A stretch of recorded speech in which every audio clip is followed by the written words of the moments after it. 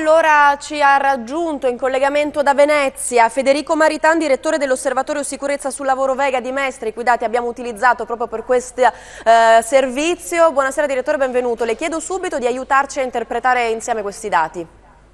Sì, buonasera a voi. Abbiamo visto i dati del 2018 che ancora una volta rappresentano una situazione che si sta ripetendo negli anni in modo più o meno invariato.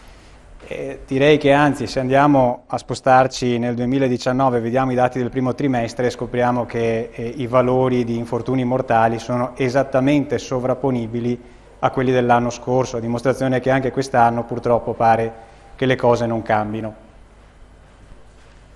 Per quanto riguarda poi i dati che avete letto, è molto interessante andare sempre ad analizzare gli infortuni soppesandoli sugli occupati e quindi non andare solo a vedere il numero in assoluto, ma andare proprio a controllare quello che è l'indice, cioè il valore di infortuni sugli effettivi occupati. Ed ecco che allora scopriamo quelle cose un po', come dire, inaspettate, di trovare delle regioni come il Molise tra le prime regioni come indice infortunistico. Per quello che riguarda i settori invece, direttore?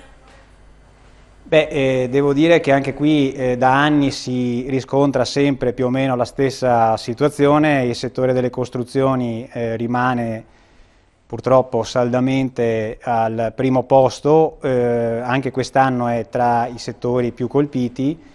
In questo momento, nel primo trimestre del 2018, in effetti non è al primo posto perché è stato superato dal settore manifatturiero, però ovviamente sono dati, come dire, che riguardano solo una prima parte dell'anno. Adesso si tratterà di vedere più avanti cosa succederà. Temo che anche in questo caso il settore delle costruzioni continuerà ad avanzare perché è uno dei settori in cui è più difficile fare sicurezza. Senta direttore, quali sono le cause di questo numero di incidenti così elevato?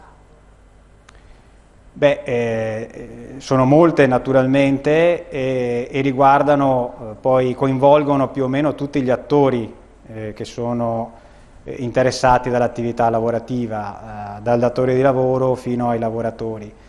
Se la sicurezza non diventa un elemento centrale nella cultura di tutti questi attori, le cose non cambieranno e continueremo ad avere questi dati che, come dicevo, è da anni che continuiamo a commentare dicendo anche quest'anno succedono le solite cose.